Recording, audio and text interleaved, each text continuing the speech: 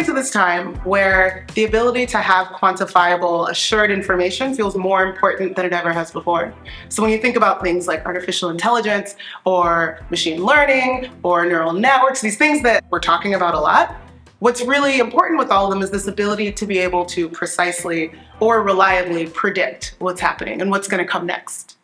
The thing that I'm more interested in is what gets left out of that, because necessarily you can't include everything. What do we do with the things that we don't know? What do we do with the things that are left out? What do we do with the things that we aren't even sure that we don't know? And how do they fit into this vision of the world that we're creating? Which I think is the next frontier in design around uncertainty. How do you actually show things that are missing or things that aren't there? How do you visualize uncertainty? So the best example of this comes from Google Maps. Whenever you're on the map and you open it, the first thing you see is this blue dot, and it tells you where you are.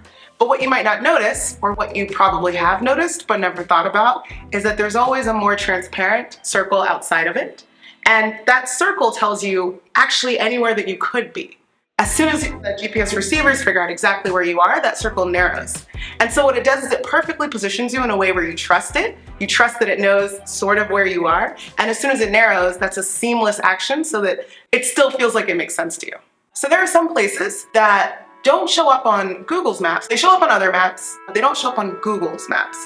You can see this because if you look at satellite imagery, you'll see that those places are there. Like Brazil's favelas famously are really difficult to map just because of the nature of them. They're very windy. They're not discrete. Everything is not quantifiable. It's not a grid. That makes them really, really difficult to map. And so people in Brazil, people like Ronaldo Lemos, who's really a fantastic academic, have been talking about the fact that the very nature of these spaces resist the ability to be mapped. I think this is a really, really good example of things that get missed and sort of the consequences of that. And also the fact that we can't always tell whether these consequences are good or bad, but we know that they exist. And that maybe is all right today, but if we live in a world where we're going to have self-driving cars, they're going to be based off of these really precise abilities to create maps of certain areas. And so we can already start to see these domino effects and how certain places are going to be left out. I think we need space to consider the fact that things aren't as straightforward as they seem, even when it comes to talking about things that are missing or talking about uncertainty. Because for some groups, it can be really advantageous to not be included, or to not be counted, or to not be measured.